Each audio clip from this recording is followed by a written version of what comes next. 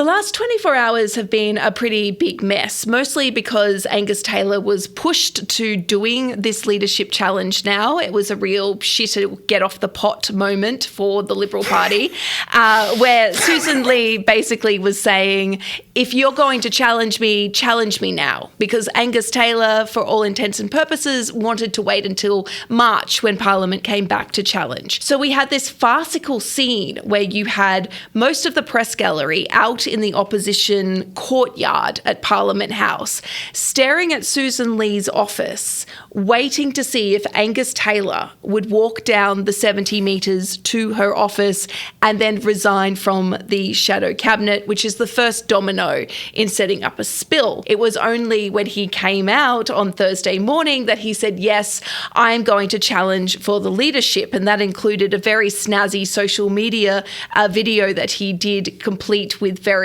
swelling orchestral music behind it. Our country is in trouble. The Labor government has failed and the Liberal Party has lost its way. I thought it was very much a case of good job, Angus, well done. Yeah, good job, Angus, well done, fantastic. He put that out and then we started seeing a lot of his supporters joining him in quitting the shadow cabinet because, of course, you have to show that you don't have trust in the leadership. But the interesting thing for political watchers is that Angus Taylor hasn't actually mapped out anything that he would do different to Sussan Ley. His platform is that he wants to protect Australia's way of life and focus on the economy. And if you've listened to Sussan Ley for the last 9 months, that is pretty much all she's been saying, that she wants to maintain Australia's way of life and focus on the economy.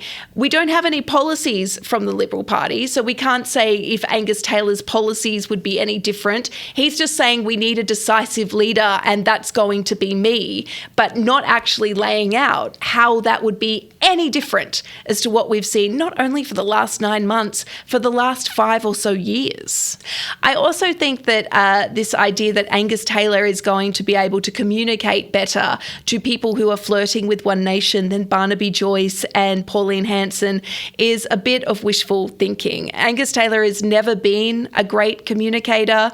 Jim Chalmers in the Parliament this week quipped that Angus Taylor had been born with a silver foot in his mouth. And it got a very big laugh, not just from the Labor benches, but also from Angus Taylor's own colleagues, because it rings true.